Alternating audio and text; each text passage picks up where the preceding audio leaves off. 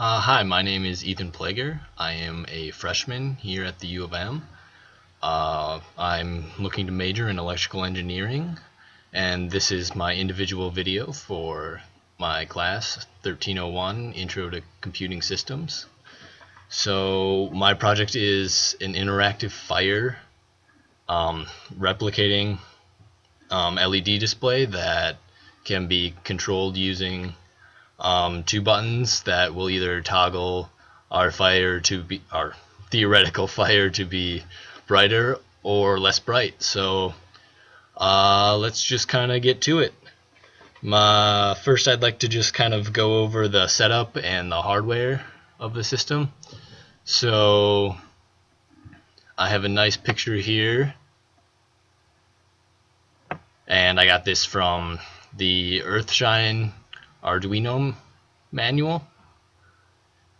Here it shows just the basic setup of what you want your Arduino board and breadboard to look like after you've connected just the fire part of our display up to it. So we have just the ground going to the entire ground, which will ground all three of the LEDs, and then each of their respective pin outputs going to the LEDs, which will basically allow us to control them.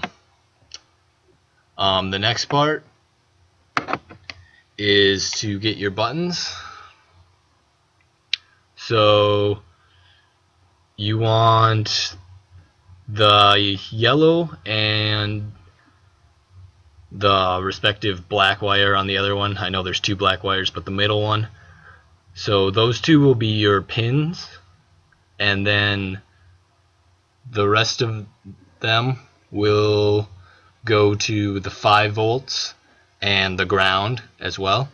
So as you can see right there, the red and black wires are attached to the end of the circuit, which is the ground, so that'll connect this entire row right here and ground them. Here's one more look at it. So as you can see, the orange wire and the blue wire each separately go to the ground and 5 volts respectively, and that's how you set up your buttons. So the materials, actually I probably should have done this first, but materials you'll need is approximately 15-ish wires, a breadboard, your Arduino microcontroller, 3 LED lights, 2 yellow, 1 red, 5 resistors valued at 150 ohms, which, if you don't know, is the brown, green, brown with, I think it's gold here, so 5% error, and then 2 buttons. Okay, so that's most of the hardware right there. Now let's get to the coding part of it. So basically what my project does is when you push one of the 2 buttons, it'll either make the fire brighter or less bright. So here in my code, you can see that I set up all the pins. So each LED pin goes to their LED, and we'll use those later. And then I initialized the buttons, so I said button up for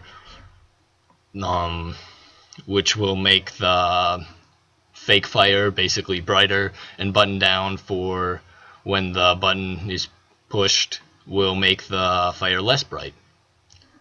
In the void setup, I just initialized the pin modes, so that way the LEDs will constantly be outputting different voltages to change the brightness of the LEDs.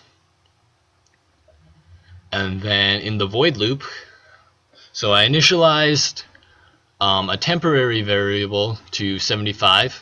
So I chose 75 because it was kind of in the middle a little bit of our LED range. So the LEDs range from 0 to 255 for their brightness, and down here I set a random value to 75.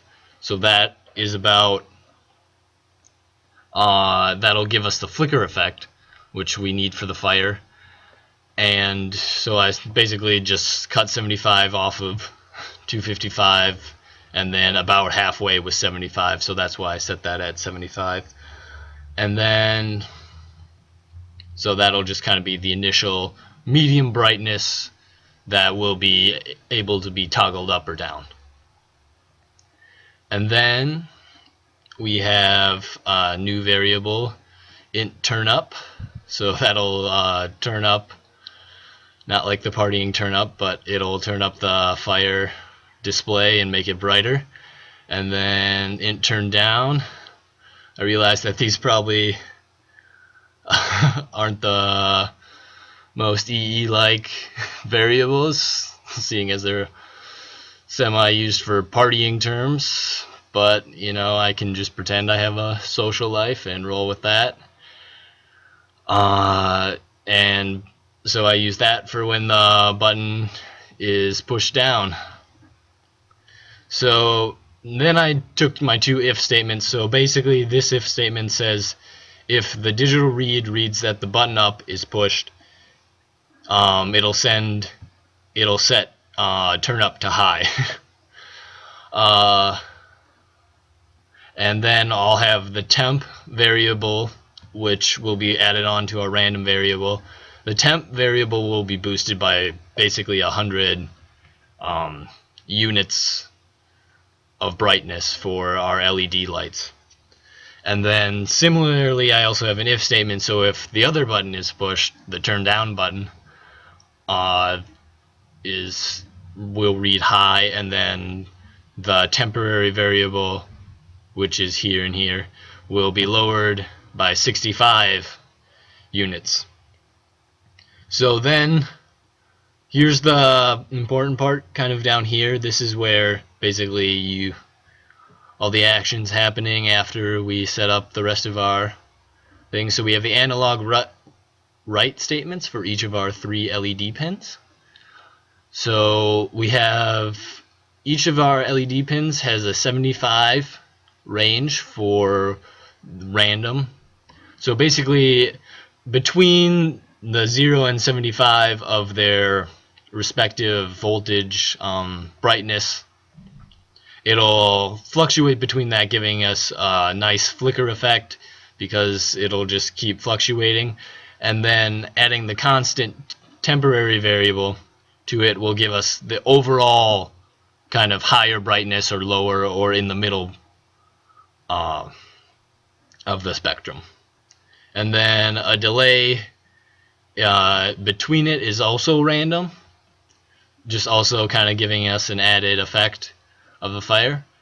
Okay, now I'm going to verify this, make sure I don't have any mistakes. Oops, that should not be there. Okay, now we're good. Always important to make sure you verify your code first. Make sure you don't have any logical or other mistakes, just syntax errors. Now I'm gonna upload this. Oops, I gotta plug it in first. There we go. Now I can upload it. And now here it is.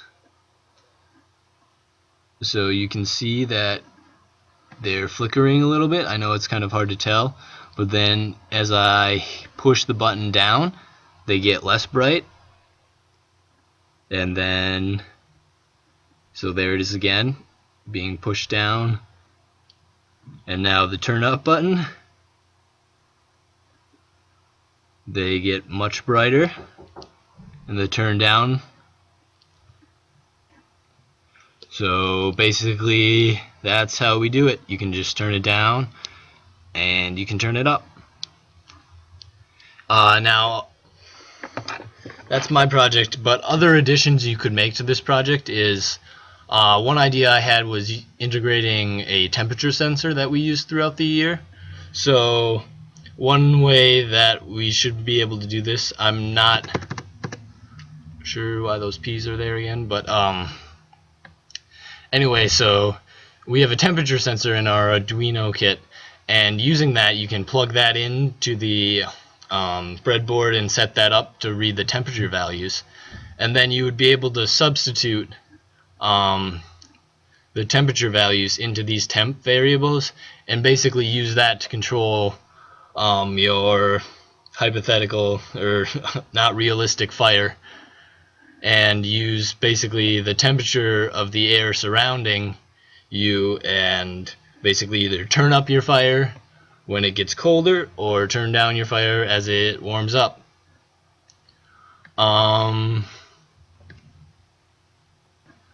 So now just an error analysis and kind of conclusion portion. So some errors I ran into during this project were basically just the most simple one was the hardware. I accidentally had placed a pin 1 to the left, and that was causing one of my buttons to not work, and I thought it was a coding error for a while. So again, just got to stress the importance of making sure your hardware is set up properly. Some other things was originally I wanted to be able to have the buttons toggle up and stay up and then keep building to a greater brightness. Unfortunately, I didn't do that because it was too difficult to tell whether it was actually getting brighter or not on the video camera with so little increment or so small of increments. So from there, I just decided to go with just 2 larger increments. That way it would be easily seen by you. Finally, other errors I ran into were pretty much just syntax errors, and I really can't stress enough that just you gotta be careful with syntax errors. You gotta make sure you go through your code multiple times, making sure there isn't just anything out of place, because the smallest error can really screw up your project. Even just like forgetting a semicolon after any of your execution statements really just messes with it. And it's definitely a struggle at times, and that's something that this class has taught me, just to be careful when you code and just do your best in making sure that everything is properly stated. And another thing I would suggest is to comment your code. I didn't do that here, and honestly I probably should have, because that would have been a big help in just kind of making sure that I had my stuff in the right area. Commenting your code just makes it a lot easier to read and informative for anyone else who's trying to look at your code and possibly help you out. I'd also recommend for beginners going to the Arduino Uno website. I found a lot of helpful stuff on there that helped me complete this project. I know I've used it numerous times throughout the year, which really helped me get through this class. I don't want to say through this class, but do well in this class. And there's a forum on there if you have any questions. People are really great at getting responses out quickly to you for the beginner coders. And just like to say thank you to my professor Faisal Kaleem. I learned a lot this year, and I will definitely take this knowledge and keep striving towards my electrical engineering degree. Thank you for watching, and I hope you guys found this informative.